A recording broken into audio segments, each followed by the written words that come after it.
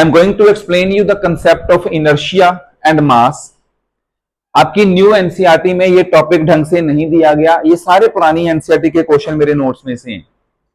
Just understand, Newton's first law of motion की definition आपके मैंने टेस्ट चेक किए, आप सबने ठीक लिखी है, तो मैं उस पर नहीं जा रहा।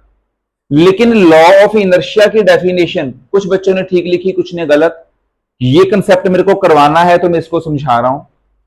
इनर्शिया क्या होता है? Inertia is the tendency of an object to remains in the same state of rest और मोशन।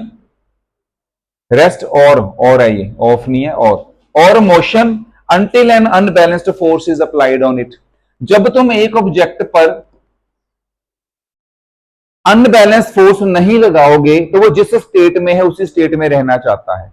मतलब अगर यहां पर एक ऑब्जेक्ट, एक बॉक्स पड़ा हुआ है टेबल पे या बॉल पड़ी हुई है ग्राउंड में, अपने आप नहीं चल रही, वो उसकी स्टेट ऑफ रेस्ट है, वो उसी में पड़ी रहेगी। 2 दिन बाद देखोगे तो भी वहीं रहेगी जब तक उसके ऊपर कोई फोर्स नहीं लगाएगा, राइट। और अगर कोई मोशन में जा रहा है, एक यूनिफॉर्म मोशन में जा रहा है, तो you need to apply the brakes to slow down the motion, या रोकने के लिए, या more acceleration is required to push the vehicle with the more speed in the same direction. Is this clear? तो ये लॉ ऑफ इनर्शिया ये कहता है the tendency of an object to remain in the same state of rest और motion until an unbalanced force is applied on it. ये inertia की definition है।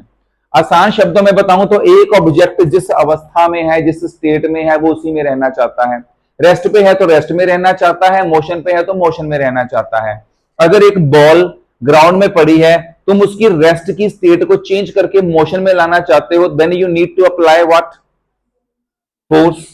जब एक बॉल मूव कर रही है हॉकी के साथ, दुश्मन टीम ने डाली है, तो तुम उसकी डायरेक्शन चेंज करना चाहते हो कि मेरे गोल में आके ना फंस जाए वो बॉल, तो तुम उसको दोबारा हिट करोगे by applying some force in the different direction so as that to change its direction of motion। मैं ये बताना चाहता हूं कि स्टेट यहां पर अगर मैं एक ऑब्जेक्ट की बताऊं तो 3 तरीके से है। कौन सी? State of rest, state of motion, state of direction. मैं तीनों का तुम्हें एक एग्जांपल बता रहा हूं। रेस्ट वाला केस मैंने तुम्हें बता दिया। मोशन वाला केस, अगर एक ऑब्जेक्ट था, तुम उसकी स्पीड बढ़ाना चाहते हो तो फोर्स लगाओगे, घटाना चाहते हो तो ऑपोजिट डायरेक्शन में फोर्स लगाओगे, वो भी हो गया। तीसरा, अगर एक ऑब्जेक्ट स्ट्रेट लाइन में जा रहा है, तुम किसी एंगल पे फोर्स लगाओगे तो उसकी डायरेक्शन चेंज होगी। तुम अपना एक्टिवा या साइकिल भी चला रहे हो या कार भी चला रहे हो, देन जब टर्न लेना होता है तो तुम्हें फोर्स लगानी पड़ती है इन डिफरेंट डायरेक्शन की, लेफ्ट या राइट को तुमने टर्न करना है। Is this clear? इनर्शिया का इतना कंसेप्ट समझ में आया कि इनर्शिया क्या कहता है? इनर्शिया सिर्फ ये बात कहता है कि एक ऑब्जेक्ट अगर रेस्ट में है तो वो रेस्ट पर ही रहना चाहता है, हम उस पर फोर्स लगाकर उसकी स्टेट को डिस्टर्ब करते हैं अगर करना चाहें तो। अगर एक ऑब्जेक्ट मोशन में है तो वो मोशन में ही रहना चाहता है, हम फोर्स लगाएंगे तो उसकी स्टेट चेंज होगी। और अगर एक ऑब्जेक्ट स्ट्रेट लाइन में है तो वो स्ट्रेट लाइन मोशन में ही रहना चाहता है जब तक हम उसके ऊपर फोर्स नहीं लगाते। ये इनर्शिया है। और अगर आप न्यूटन फर्स्ट लॉ की डेफिनेशन को हिंदी में ट्रांसलेट करके समझने का प्रयास करें, वो भी डिट्टो सेम बात ही कहती है जो लॉ ऑफ इनर्शिया कहता है। मैंने टेस्ट में एक क्वेश्चन डाला, What is called Newton's first law of motion या state Newton's first law of motion। उसमें आपने state का मतलब होता है डिफाइन, उसमें आपने फर्स्ट लॉ की डेफिनेशन लिखनी थी। दूसरा क्वेश्चन मैंने डाला कि why is it also called law of inertia। तो तुमने जहां न्यूटन फर्स्ट लॉ की डेफिनेशन खत्म कर दी, नया पैरा बनाकर नीचे इनर्शिया की डेफिनेशन लिख दो और एक तीसरा पैरा बनाकर सिर्फ ये लिख दो, since both have the same concept, the purpose or the meaning or the explanation of both the laws is exactly same if you understand the language, that's why it is called so। क्या मुश्किल था इसमें? तो indirectly इस question में inertia और first law की definition ही पूछी थी, नथिंग एल्स। पर ये भी बच्चों ने गलत किया, इसलिए मेरे को लगा कि ये टॉपिक मेरे को दोबारा करवाना चाहिए। तो आपको ये डेफिनेशंस क्लियर हो गई हैं, ठीक है। मैं फिर भी लिखी रहने देता हूं, तो अदरवाइज मैं इसको रेज कर देता हूं so that I can make the screen bigger. आपके पास ये पेजेस अभी मैं दे दूंगा, मेरे पढ़े हैं, मैंने प्रिंट निकाल ली है क्योंकि आपके नोट्स में नए नोट्स है, ये पुराने वाले नोट्स का पेज है जिसमें ये सारे क्वेश्चंस हैं। पर आप पहले समझ लो, नहीं तो आपका ध्यान नोट्स पे चले जाता है। बहुत ज्यादा इंपॉर्टेंट क्वेश्चन 3 नंबर का आता था पिछले सालों में, हर साल हर स्कूल में आता है, 2-2 बार भी आया, सितंबर में भी, दिसंबर में भी, या दिसंबर में भी, फाइनल में भी। इतना इंपॉर्टेंट क्वेश्चन है ये सारे के सारे।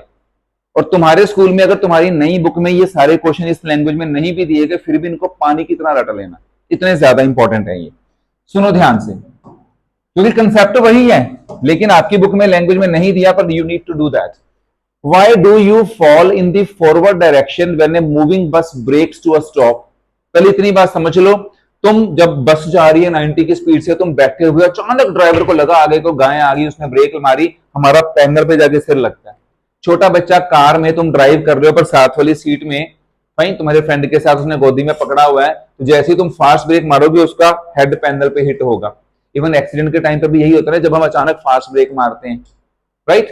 तो ये क्वेश्चन है, and fall backward when it accelerates from rest. अब ये एक बस है, बस की सारी सीटें भरी हुई थी, तुम खड़े थे पाइप पकड़ के, बस खड़ी हुई है, तुम्हारा ध्यान बातों में था, ड्राइवर ने जैसे बस चलानी शुरू करी, तुम्हें झटका कहां लगेगा, आगे को कि पीछे को? पीछे को। क्यों? क्योंकि बस आगे को जाएगी, तुम ऐसे पीछे को झटका लगेगा, ऐसे पीछे को। वाई सो? ये दोनों क्वेश्चंस मैंने इकट्ठे करके लिख दिए, ये अकेले के लिए अलग अलग भी आ सकते हैं। चलती हुई बस ब्रेक लगाएगी तो फॉरवर्ड को हमारा पैनल पे हेड टकराता है, और खड़ी हुई बस अगर अचानक चलना शुरू करेगी तो हमें पीछे को झटका लगता है। वाई सो? ध्यान से सुनिए, जब भी किसी आंसर में कोई लॉ इन्वॉल्व हो रहा हो, सबसे पहले तो वो लिख दो ताकि तुम्हें 3 में से 1 नंबर तो मिल गया। तो तुम क्या बताओगे? This can be explained on the basis of law of inertia. इतना लिखने का तुम्हें 1 नंबर मिल जाएगा अगर ये क्वेश्चन 3 नंबर का आएगा। फाइन। प्लस इनर्शिया की डेफिनेशन लिखनी होती है, जब भी किसी आंसर में कोई लॉ इन्वॉल्व हो तो उसका नाम बताकर डेफिनेशन लिख दो। डोंट राइट एनीथिंग, सब कुछ पका पकाया नोट्स में दे रहा हूं मैं आपको, सिर्फ सुनते रहो। अब लिखने वाला काम कुछ नहीं बचा आपका, लिखने वाला वो हो गया, बिगिनिंग में डेफिनेशन थी। We tend to remain at rest with respect to the seat until the driver applies a braking force to stop the motor car. With the application, इसको भी छोड़ो, इस लाइन को भी और इजी कर लो, तुम इस लैंग्वेज को काट देना चाहे नोट्स में। यहां से सुनो, with the application of brakes the car slows down but our body tends to continue in the same state of motion because of inertia of motion. A sudden application of brakes may thus cause injury to us by impact or collision with the panels in front. सिर्फ इतना सा आपका answer है। हिंदी में बताऊं, जब तुम एक बस में बैठे थे, ये बस में बैठे हो तुम, बस मूव कर रही है, तुम्हारी बॉडी भी मूव कर रही है, बस वाले ने अचानक ब्रेक लगा दी, फाइन, तो तुम्हारी बॉडी का lower part, fine, which is in contact with the seat of the bus और maybe the seat of the car, immediately stops, but the upper part, ये जो तुम्हारी बैकबोन है, तुम्हारा हेड है, that is not in contact with the bus surface, वो wants to maintain the same state of motion, इसलिए वो आगे मोशन में ही रहता है और वो आगे टकरा जाता है। क्लियर है? जैसे बस ने ब्रेक लगाई, तुम्हारे पैर भी रुक गए, तुम्हारा बैक वाला पार्ट जो बॉडी को टच था, जो सीट पे था, वो भी रुक गया, लेकिन upper part of the body still wants to maintain the same state of motion, इसलिए वो आगे फ्रंट पे टकराया पैनल पे। This is the answer. तो यहां कौन सा कंसेप्ट लगा? इनर्शिया ऑफ मोशन का, because upper part of the body wants to maintain the inertia of motion, क्योंकि चलती हुई बस की बात हो रही थी। इजी है। अगली ध्यान से सुनना, when we are standing in a bus, ये अगला केस आ गया। अब when we are standing in a bus and the bus begins to move suddenly, तो क्या हो गया? we tend to fall backward। ये तो क्वेश्चन की ही लैंग्वेज है। क्यों? this is because the sudden starts of the bus, जैसे बस अचानक चलना शुरू हुई, हम खड़े हुए थे, हमारे पैर जो बस के सरफेस के साथ कांटेक्ट में थे वो भी आगे चलना शुरू हो गए अचानक, और अपर part of the body which is not in contact with the बस, वो सेम स्टेट ऑफ रेस्ट को मेंटेन करना चाहती थी because of inertia of rest. जब बस खड़ी थी तो हम भी रेस्ट पे थे, वो उस इनर्शिया ऑफ रेस्ट को मेंटेन करना चाहती थी, इसलिए वो पीछे रह गया अपर पार्ट ऑफ द बॉडी, और पैर आगे निकल गए तो हमें पीछे को झटका लगा। Are you getting this? Now see this brings motion to the bus as well as to our feet in contact with the floor of the bus, but the rest of the body opposes this motion because of inertia of rest। तो इस question में दो तरह का inertia involve हुआ है, inertia of motion and inertia of rest. Is this clear? ये question बेटा आपको समझ में आया? पक्का? श्योर? नाउ सी, मैं इसको इरेज कर सकता हूं, आपको मैं पेजेस दे देता हूं, आपको जो लाइन मैंने कटवाई है आप भी काट लो, so that it will be easy for you. अगर कोई क्वेश्चन आप शॉर्ट करना चाहो तो आप कर सकते हो, तो वो बेनिफिट आपको। मैं इसको इरेज कर रहा हूं, नेक्स्ट क्वेश्चन पे आ रहा हूं, ध्यान से सुनिए। Why is it advised to wear safety belts while driving the car? अब थोड़ा सा काम फास्ट हो जाएगा क्योंकि सारे क्वेश्चन में एक ही कंसेप्ट लग रहा है बार बार, तो मेरे को अब ज्यादा दिक्कत आएगी नहीं। थोड़ी सी स्पीड से समझने की कोशिश करना। We tend to remain at rest with respect to the seat until the driver applies a braking force to stop the motor car. Fine. With the application of brakes, इसको भी छोड़ दो तुम, ये लाइन फिर काट दो तुम, सीधा इस पे आ जाओ। With the application of brakes, the car slows down, but our body tends to continue in the same state of motion because of its inertia of motion. So a sudden application of brakes may thus cause injury to us by impact or collision with the panels in front. बस में हो तो panel, car में हो तो dashboard या steering. सो safety belt क्या करेगी, वो प्रिवेंट करती है हमें सच एक्सीडेंट से। क्यों? क्योंकि वो हमारी मोशन को थोड़ा सा पीछे खींचने की कोशिश करती है अगर हमने बेल्ट डाली हुई होगी। That is why to make the forward motion slower. ये साथ में जरूर लिखना है कि सेफ्टी बेल्ट का ये काम है, to make the forward motion slower. Same language ऊपर वाले क्वेश्चन की, ये देख लो, विद द एप्लीकेशन से लेके यहां तक मैंने सेम लैंग्वेज लिखी है, डिट्टो सेम लैंग्वेज, सिर्फ एक लाइन सेफ्टी बेल्ट वाली साथ में अटैच कर दी। Any doubt? फर्स्ट लाइन को आप काट दो ताकि आपका आंसर और इजी लैंग्वेज में हो जाए, शॉर्टकट हो जाए। एक लाइन और कट जाएगी, कईयों को अंग्रेजी की बड़ी प्रॉब्लम होती है। Can we move? किसी का डाउट हो तो अभी मेरे को हैंड रेज कर देना, मैं अभी दोबारा रिपीट कर दूं। अगला question, why do we tend to fall backward when we are standing in a bus and the bus begins to move suddenly? अब उसने सिर्फ एक ही पार्ट पूछा है, मैंने ये वाला पार्ट 13th क्वेश्चन में आपको बता दिया था। उसमें दो चीजें इकट्ठी बताई थी, मैंने बोला था ना इंडिविजुअली भी आ सकती है आपको। बस खड़ी हुई है, आप भी खड़े हुए हो, अचानक बस चलना शुरू हुई, आपके पैर जो बस के कांटेक्ट में वो भी चलना शुरू हो गए, लेकिन upper part of the body wants to maintain the same state of rest because of inertia of rest, that's why it falls backward. तो ये 15th हो गया। Then come to the 16th, why do we tend to get thrown to one side when a motor car makes a sharp turn at a high speed? अब पापा गाड़ी चला रहे हो, तुम पीछे बैठे हो या साइड वाली सीट पर बैठे हो, गाड़ी चल रही हो 70-80 पे, अचानक वो टर्न कर लें या 50 पे भी टर्न कर लें थोड़ी फास्ट स्पीड से, तो आपको सेंट्रीफ्यूगल फोर्स बाहर को झटका लगता है। लेफ्ट को टर्न करेंगे तो इधर को झटका लगेगा, राइट को, बस में बैठे हो तो भी तुम ऐसे ऐसे करते हो, पहाड़ी इलाके में बार बार सर्कल आते रहते हैं। तो this is on the basis of, देखो आंसर कब बताएंगे, on the basis of law of inertia. We tend to continue our straight line motion. जब तक कार या बस स्ट्रेट लाइन चल रही थी, हमारी बॉडी भी उसमें थी, तो वो भी स्ट्रेट लाइन मोशन में थी, और हमारी body wants to maintain the same state of motion. कौन सी? Straight line motion in the straight direction. When an unbalanced force is applied by the engine to change the direction of motion of the motor car, we slip to one side of the seat due to inertia of our body, and this is the case of inertia of direction, क्योंकि यहां direction change हुई है। अब आपको याद हो तो मैंने टेस्ट में एक क्वेश्चन डाला था, name different types of inertia. One is inertia of rest, another is inertia of motion, third is inertia of, ये इनर्शिया ऑफ डायरेक्शन की बात है, जब कार ने टर्न लिया या बस ने टर्न लिया और आपको आउटवर्ड फोर्स महसूस हुई। अगर एक खड़ी हुई बस अचानक चलना शुरू हुई और तुम्हारी बॉडी को पीछे झटका लगा, that was inertia of rest. और जब फास्ट मूविंग बस ने ब्रेक लगाई और तुम फ्रंट पैनल पर हिट हुए, that is inertia of motion. तो तीनों का एक एक केस दिमाग में परमानेंट बसा लो। यहां तक किसी का कोई डाउट, कुछ दोबारा पूछना चाहता हूं? ओके, पक्का, श्योर?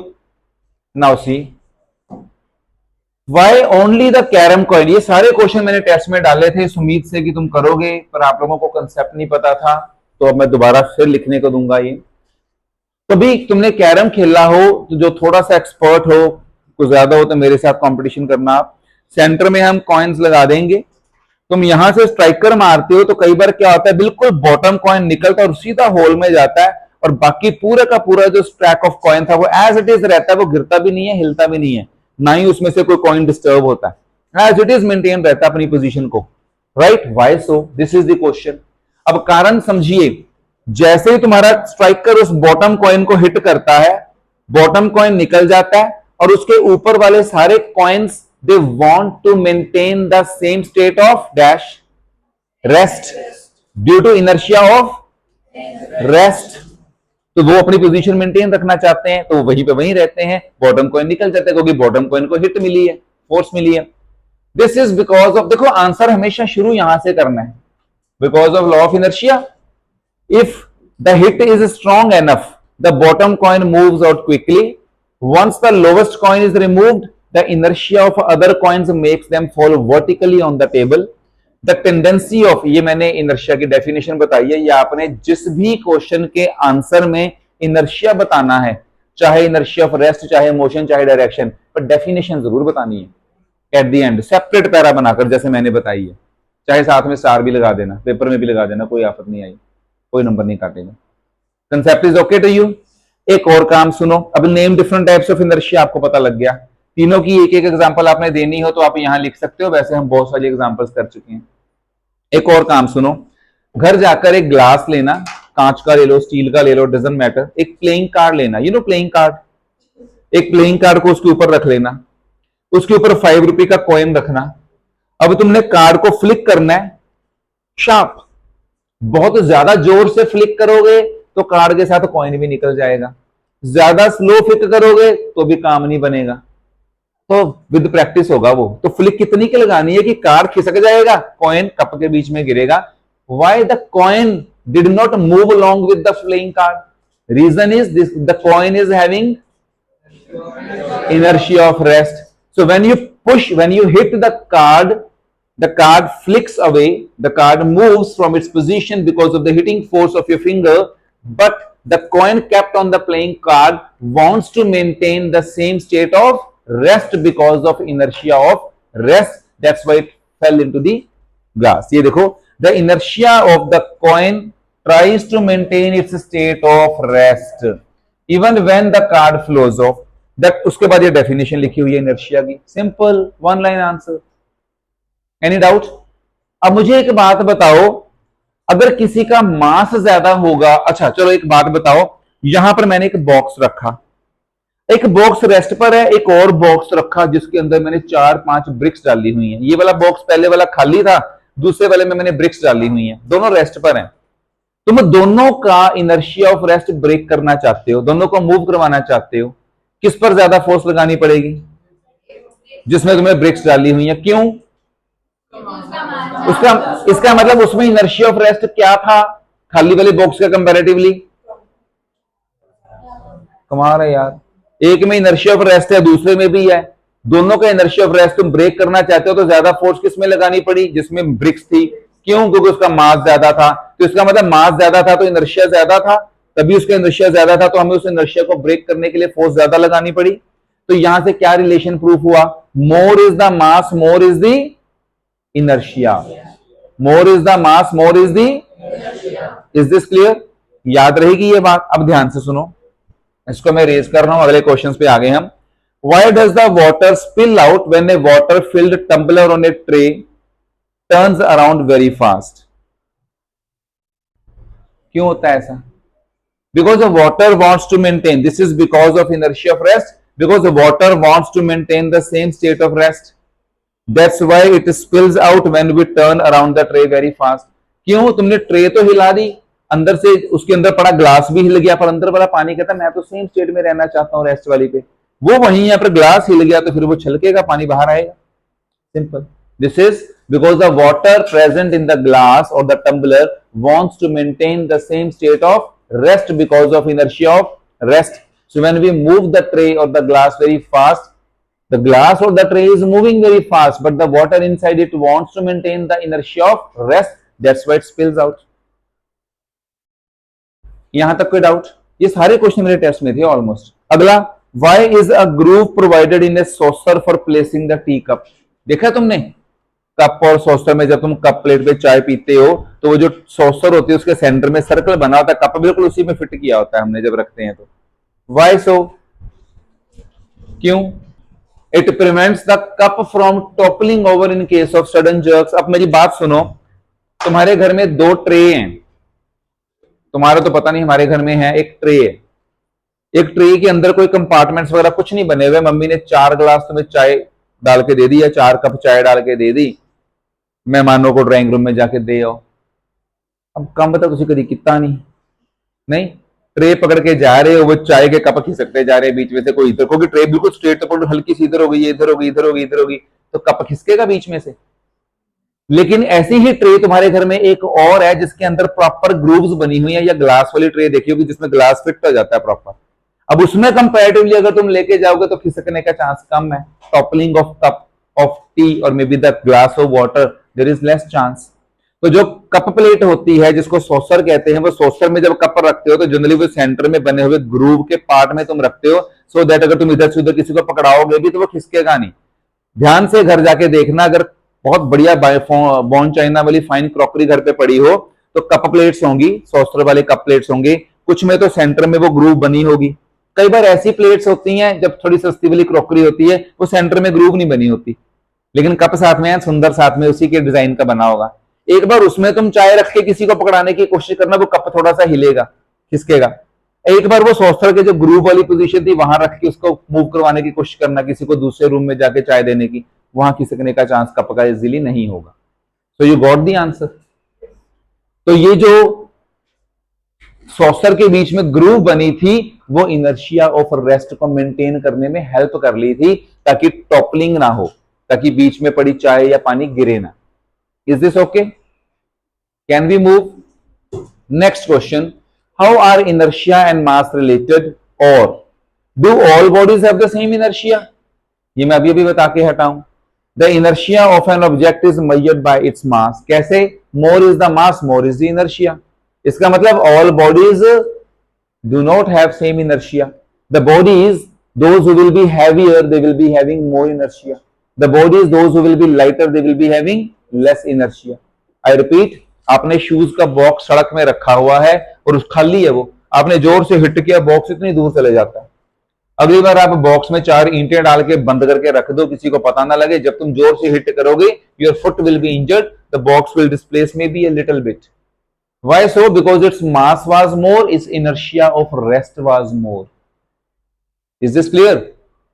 तो उसको डिस्प्लेस करने के लिए ज्यादा फोर्स लगानी पड़ेगी क्योंकि उसका इनर्शिया ऑफ रेस्ट ज्यादा था, बिकॉज उसका मास ज्यादा था। दूसरी चीज, एक बच्चा भागता हुआ आ रहा है जिसका वेट 30-40 kg है, तुम उसको रोकने की कोशिश करो, रोक लोगे। अब 1.25 क्विंटल का इंसान उसी स्पीड से भागता हुआ आ रहा है, बहुत हट्टा कट्टा 125 kg का, तुम उसको रोकने की कोशिश करो, तुम्हारा वेट कम होगा तो तुम भी शायद उसके साथ आगे तक निकल जाओगे, उसको रोक नहीं पाओगे। इसका मतलब इनर्शिया रेस्ट का था तो मैंने बताया मास ज्यादा था तो इनर्शिया ऑफ रेस्ट ज्यादा था। इनर्शिया ऑफ मोशन था तो भी मैं यही कह रहा हूं, तो भी अगर मास ज्यादा होगा तो इनर्शिया ऑफ मोशन भी उसमें ज्यादा होगा। इनर्शिया किसी भी टाइप का हो, तीनों में से, रेस्ट, मोशन या direction, more is the mass of the object, more will be it's inertia, चाहे वो रेस्ट वाला है, चाहे वो मोशन वाला है, चाहे वो डायरेक्शन वाला है। Any doubt? Now listen, why is it easier to push an empty box than a box full of books? अभी अभी बताया मैंने, खाली बॉक्स को तुमने हिलाना है और बुक्स तुमने बहुत भरी हुई है बॉक्स के अंदर, उसको हिलाना है। तो if we kick a football it flies away, but if we kick a stone of the same size with equal force it hardly moves. Why? फिर वही वाली बात आ गई, मतलब यहां से बाद अब शुरू हो गया तुम्हारा इनर्शिया और मास का रिलेशन। एक बार बता दिया था ना, ये भी क्वेश्चन वही था, more is the mass, more is inertia. अब इसमें देख लो, the inertia of an object is measured by its mass, more is the mass, more is inertia. Since inertia of stone is more than football, that's why if we kick a football it flies away, but if we kick a stone of the same size with equal force it hardly moves because of its more inertia. यहां तक किसी का कोई doubt है? पक्का? Next question. बेटा तुम दोनों डिस्टर्ब कर रहे हो मेरी क्लास में। Why a force that is just enough to cause a small cart to pick up a large velocity will produce a negligible change in the motion of a train? इस question का मतलब समझो, कहता वो force जो एक छोटे से कार्ट पे तुमने लगाई उसने स्पीड गेन कर ली, और उतनी ही फोर्स अगर तुम एक ट्रेन पे लगाओगे तो वो हिलेगी भी नहीं। Why so? Because the train has more mass, therefore train has more inertia. So more force is required, उतनी फोर्स से तो काम ही नहीं चलेगा। बेटा तुम एक फोर्स लगाते हो कोई छोटी सी टॉय कार पर, वो मूव करके वहां तक चली जाएगी। अब एक बड़ी सी टॉय कार की बजाय कोई कंटेनर जिसमें हैवी सा मटेरियल हो उसको तुम्हें बोला जाए कि सेम फोर्स लगाओ, इट हार्डली मूव्स। तो ये आंसर देखो, this is because the train has more inertia than the cart due to its more mass. Okay, therefore the train has a much lesser tendency to change its state of motion। जिसका inertia ज्यादा होगा वो तो बिल्कुल ही नहीं अपनी state change करना चाहता। इनर्शिया, उसके बाद ये इनर्शिया की फिर दोबारा डेफिनेशन लिखी हुई है। Any doubt? इजी है, समझ आ रहा है सारा? अगला क्वेश्चन, ये ब्लू बॉक्स क्वेश्चन था पुरानी बुक्स में। Which of the following has more inertia? मुझे बताओ, रबड़ बॉल के पास इनर्शिया ज्यादा होगा कि स्टोन के पास होगा? अगर दोनों का साइज सेम हो, स्टोन के पास होगी, वो हैवी होगा। नंबर 2, बाइसाइकिल के पास इनर्शिया ज्यादा होगा कि ट्रेन के पास? Why? Because train has more mass. Number 3, 5 rupee coin और 1 rupee coin? Because it has more mass, its inertia will be more. Any doubt? Next question, ये तीनों के आंसर्स मैंने दे दिए। Last question, why some of the leaves may get detached from a tree if we vigorously shake its branches. बहुत important चीज है, ध्यान से सुनना।